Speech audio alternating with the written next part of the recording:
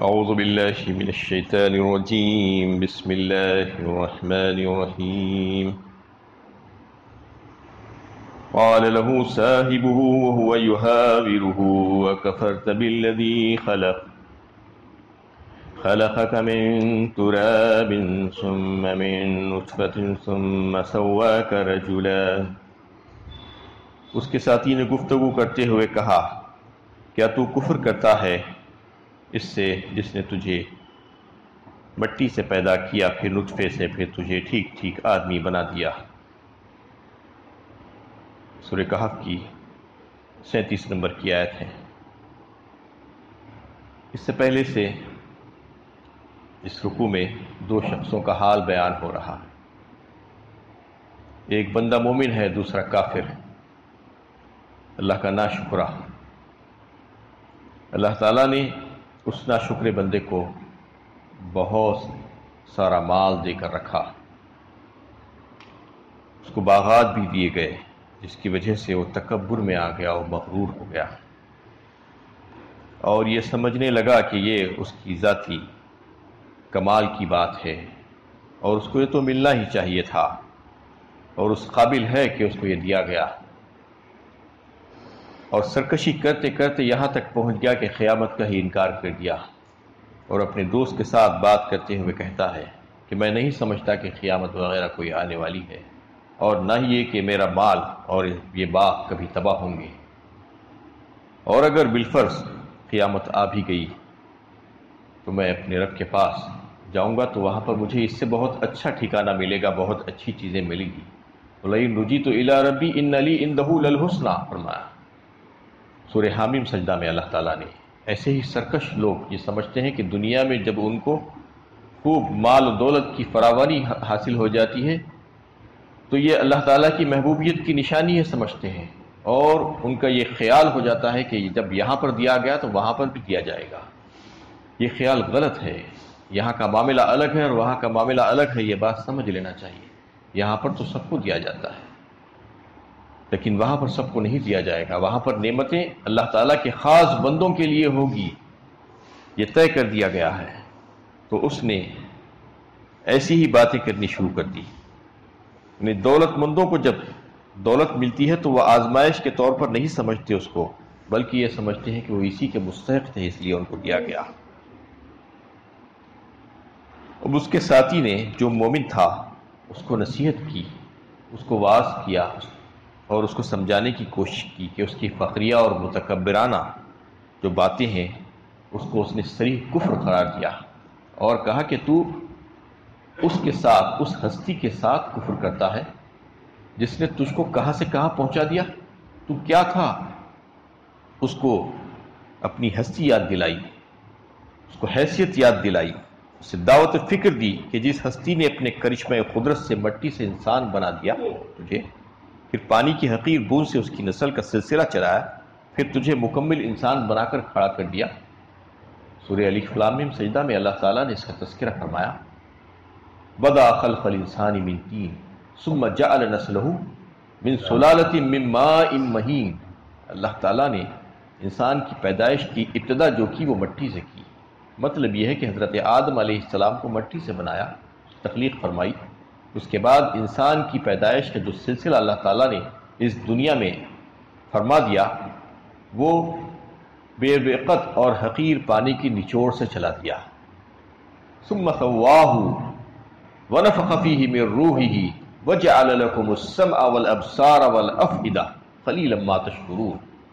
پھر اللہ نے اس کو درست کر کے اس میں اپنی روح پھونکی اور پھر اس کو بہترین صلاحیتیں عطا فرمائی، سننے کی، دیکھنے کی، سمجھنے کی، غور و فکر کرنے کی، لیکن انسان بڑا احسان فراموش ہے فرمایا جا رہا ہے، بہت کم شکر کرتا ہے۔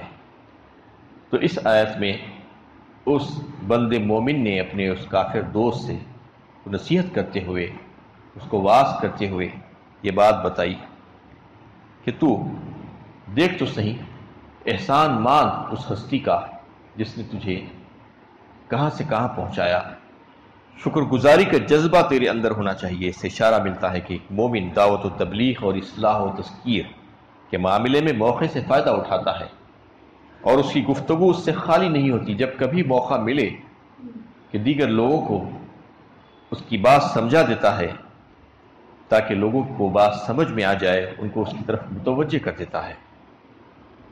اس نے بھی بڑے پتے کی بات کہی اس میں کہ اپنے اس دوست کو سمجھایا کہ تو اپنے خالق اور مالک کے ساتھ شکر ادا کر، اس کے احسانات کو مان. تیری کیا حیثیت تھی؟ تیری پیدائش سے پہلے کون جانتا تھا تجھے؟ ایک ایسا زمانہ تیرے اوپر گزرا ہے کہ تجھے کوئی نہیں پہچانتا، تیرا نام و نشان نہیں تھا. زمانے والے تجھے نہیں جانتے تھے کہ اللہ تعالیٰ نے ایک ملے جھولے پانی کے قطرے سے تجھے پیدا کر دیا اور تجھے سننے والا، دیکھنے والا بنا دیا تاکہ تجھے آزمائے. سورہ دہر میں اللہ تعالیٰ نے فرمایا کہ تجھ کو یہ ساری صلاحیتیں جو دی ہیں، یہ سارے احسانات اللہ تعالیٰ نے جو انسان کے اوپر کیے ہیں، اس کا مطلب یہ نہیں ہے کہ وہ اس کو جس طریقے سے چاہے استعمال کر لے، اس کو کوئی پوچھنے والا نہیں. نبتلی فرمایا کہ دیکھنا چاہتا ہے اللہ تعالیٰ، آزمائش کرنا چاہتا ہے کہ تم ان تمام چیزوں کو جو اللہ تعالیٰ نے تم کو عطا فرمائی ہے، کیا تم اس کا شکر ادا کرتے ہو یا نہیں کرتے ہو؟ یہ اللہ تعالیٰ تم کو آزما رہا ہے یہاں پر. تو اس نے انسان کو اپنی حیثیت یاد دلائی، اس شخص کو جو مغرور ہو گیا تھا، جو اپنے رب اور اپنے خالق اور اپنے مالک کو بھول گیا تھا. لَكِنَّا هُوَ اللَّهُ رَبِّي وَلَا أُشْرِكُ بِرَبِّي أَحَدًا، لیکن میں کہتا ہوں اللہ ہی میرا رب ہے اور میں اپنے رب کا کسی کو شریک نہیں ٹھہراتا. اور پھر خود اس نے کہا کہ میں تو اس بات کا اقرار اور اعتراف کرتا ہوں کہ اللہ ہی میرا رب ہے، اس کی ربوبیت کا، اس کی وحدانیت کا میں قائل ہوں، میں اس کا انکار کرنے والوں میں سے نہیں ہوں. وَلَوْلَا إِذْ دَخَلْتَ جَنَّتَكَ قُلْتَ مَا شَاءَ اللَّهُ لَا قُوَّةَ إِلَّا بِاللَّهِ إِن تَرَنِ أَنَا أَقَلَّ مِنْكَ مَالًا وَوَلَدًا. اور جب تو اپنے باغ میں داخل ہوا تو کیوں نہ کہا ما شاء اللہ لا قوت الا باللہ، یعنی اللہ کی توفیق کے بغیر کسی کا کوئی زور نہیں، جو اللہ چاہتا ہے وہی ہوتا ہے. اگر تو دیکھ رہا ہے کہ مال اور اولاد میں تجھ سے کم تر ہوں.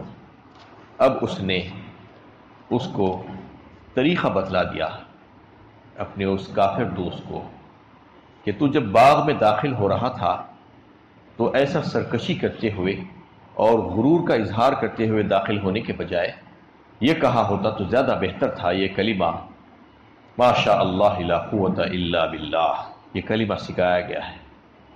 اس کا مطلب یہی ہے کہ اللہ تعالیٰ کی مشیت کے بغیر کوئی کام نہیں ہو سکتا. اللہ تعالیٰ چاہے تو اس چیز کو باقی و برقرار رکھ سکتے ہیں، اور اگر نہ چاہے تو اس کو فنا کر دے سکتے ہیں. اور ساری قوتوں کے مالک اللہ تعالیٰ ہی ہے، کسی اور کی قوت ان کے سامنے نہیں چل سکتی. تو دیکھ لے کہ آج تو زوردار ہے تو اللہ تعالیٰ نے تجھ کو باقی رکھا ہے، تجھ کو قوت عطا فرمائی ہے، اور تو آج مجھے مال اور اولاد میں یعنی کمزور پاتا ہے، کمتر پاتا ہے، تو یہ نہ سمجھ کہ اس میں میرا کوئی نقص ہے، بلکہ اللہ تعالیٰ جس کے لیے جو چاہتے ہیں وہ عطا فرماتے ہیں. اس لیے اس نے زبردست نصیحت اپنے دوست کو کی کہ باپ کو دیکھ کر تجھے اپنی بڑائی کا اظہار نہیں کرنا چاہیے تھا، بلکہ اللہ کے فضل کا اعتراف کرنا چاہیے تھا. نیز اس بات کا اقرار و اظہار کہ اس کی کسی نعمت سے فائدہ اٹھانا اسی کی مدد پر موقوف ہے.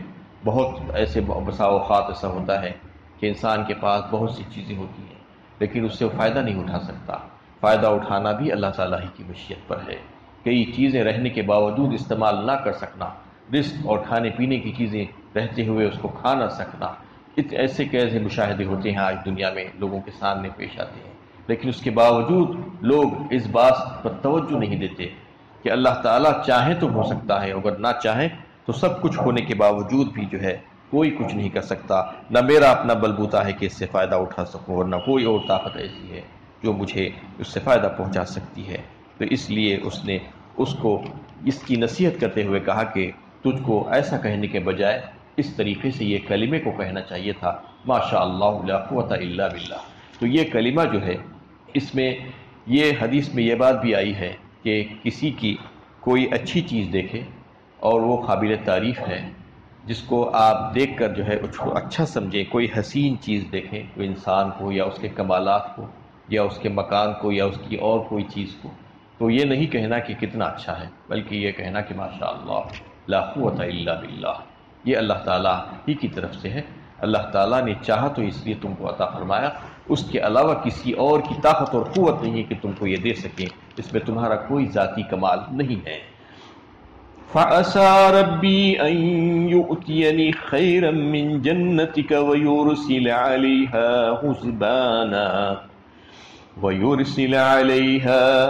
حُسْبَانًا مِّنَ السَّمَاءِ فَتُصْبِحَ صَعِيدًا زَلَقًا. تو کیا عجب ہے کہ میرا رب مجھے تیرے باغ سے بہتر عطا فرمائے اور تیرا باغ پر آسمان سے کوئی ایسی آفت نازل کرے کہ وہ چٹیل میدان بن کر رہ جائے. نہیں، امید ہے کہ اللہ تعالیٰ مجھے اس سے بہتر باغ اور دیگر نعمتیں عطا کرے، چاہے دنیا میں بھی، چاہے تو آخرت میں تو یقیناً دے گا.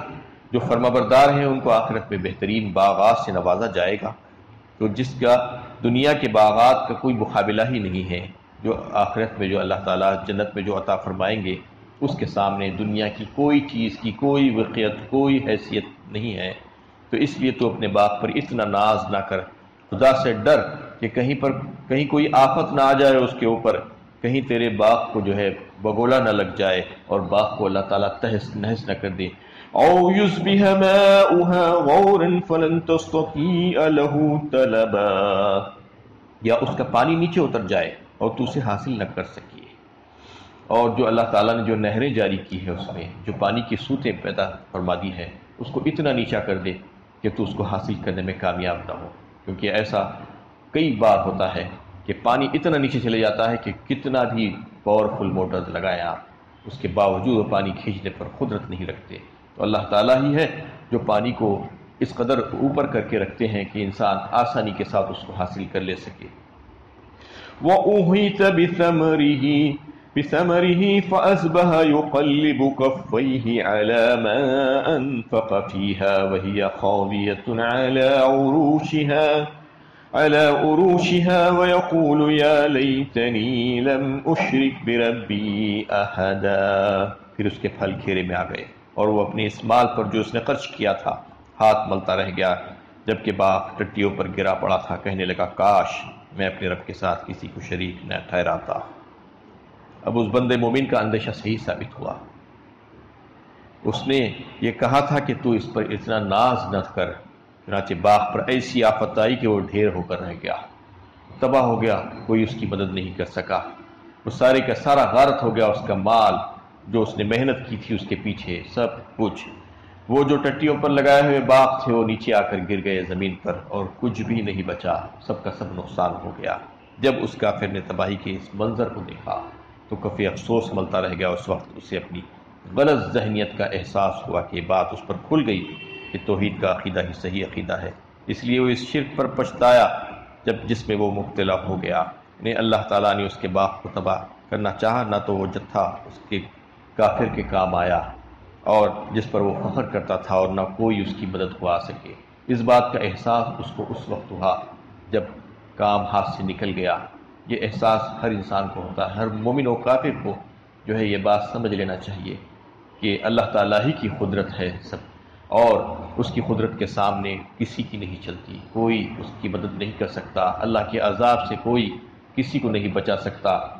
بڑے سے بڑا جبار اور سرکش ظالم بھی اس وقت اس کو یہ پتہ چلتا ہے جب اس کے سامنے عذاب یا موت آ کر کھڑی ہو جاتی ہے، تو وہ یہ سمجھنے لگتا ہے کہ میں نے جو سرکشی کی تھی اور میں اللہ تعالیٰ کے احکامات کو پس پش ڈالا تھا اور اللہ تعالیٰ کے ساتھ کسی اور کو بھی شریک کیا تھا، تو وہ آج میرے ساتھ نہیں ہے، میری مدد کے لیے کوئی نہیں آ رہا ہے. اس وقت وہ اپنے ایمان کا جو ہے اقرار کرتے ہیں، لیکن اس وقت ایمان لانا، اس وقت توبہ کرنا ان کے لیے نافع نہیں ہوتا ہے، کیونکہ وہ حسرت ہی رہ جاتی ہے. اس لیے کہ ایمان لانا اور اللہ سے معافی مانگنا یہ غرغرہ موت سے پہلے کی بات ہے، کیونکہ ایمان بالغیب کا مطالبہ ہے. موت کے آثار شروع ہونے سے پہلے یہ کام کر لینا چاہیے ہر انسان کو، چاہے وہ کوئی ہو. ہر مومن بندے کو بھی جو ہے یہ بات سمجھ لینا چاہیے کہ جو اس سے گناہ ہو رہے ہیں وہ اللہ تعالیٰ سے فوراً معافی مانگے اور اپنے قصوروں کا اعتراف کرے۔ اگر وقت نکل جائے اور وہ وقت آ جائے جب جو ہے فرشتے سامنے کھڑے ہوں گے اور عذاب کے آثار دیکھ رہے ہوں گے، موت کا وقت آ گیا ہے، تو پھر اس وقت کچھ چلنے والا نہیں۔ اس وقت تو بڑے بڑے سرکش بھی ایمان لاتے ہیں، اس کا اعتراف اور اپنے گناہوں کا اعتراف کرتے ہیں، ایمان کا اقرار کرتے ہیں، جیسا کہ سورہ یونس میں اللہ تعالیٰ نے فرعون کے ایمان لانے کا تذکرہ کیا، حتی اذا ادرکہ الغرق قال آمنت انہ لا الہ الا الذی آمنت بہ بنو اسرائیل وانا من المسلمین۔ فرعون جیسا سرکش اور جابر یہ اپنے ایمان کا جو ہے اعتراف کرتا ہے، اقرار کرتا ہے، اس وقت جب ڈوب رہا ہے کہتا ہے کہ میں ایمان لاتا ہوں یا اللہ، اس رب کے اوپر ایمان لاتا ہوں جو بنی اسرائیل کا رب ہے، جو موسیٰ اور ہارون کا رب ہے۔ تو اللہ تعالیٰ فرماتے ہیں کہ آن اب لاتا ہے ایمان۔ زندگی بھر نشے میں رہا، مدہوش رہا، سرکشی کرتا رہا، تکبر کرتا رہا، اپنے آپ کو رب اعلیٰ کہتا رہا، اور اب ایمان لانے کا دعویٰ، تیرا ایمان قابل قبول نہیں ہے۔ ایسا ایمان اللہ کے پاس قابل قبول نہیں ہے جو عذاب کو دیکھنے کے بعد ایمان لائے، جو عذاب کو دیکھنے کے بعد توبہ کرے۔ توبہ اور ایمان عذاب سے پہلے ہی، موت سے پہلے غرغرہ موت سے پہلے کرنا چاہیے۔ اس میں اللہ تعالیٰ نے اس کو واضح فرما دیا کہ اللہ تعالیٰ ہی کے پاس سارے اختیارات ہیں، اس میں رہنمائی ہے۔ اس واقعے سے یہ سبق ملتا ہے کہ جو لوگ خدا اور آخرت پر ایمان رکھتے ہیں، اس کی دعوت دوسروں کے سامنے پیش کرتے ہیں، ہو سکتا ہے کہ مادی وسائل کے لحاظ سے کوئی مقام نہ رکھتے ہوں، لیکن انجام انہی کا بخیر ہونے والا ہے۔ کفر کرنے اور اپنی دولت پر گھمنڈ کرنے والوں کو بلا آخر پچھتانا ہی پڑے گا۔ اللہ تعالیٰ سے دعا ہے کہ اللہ تعالیٰ ہمیں صحیح علم و عمل کی توفیق عطا فرمائے۔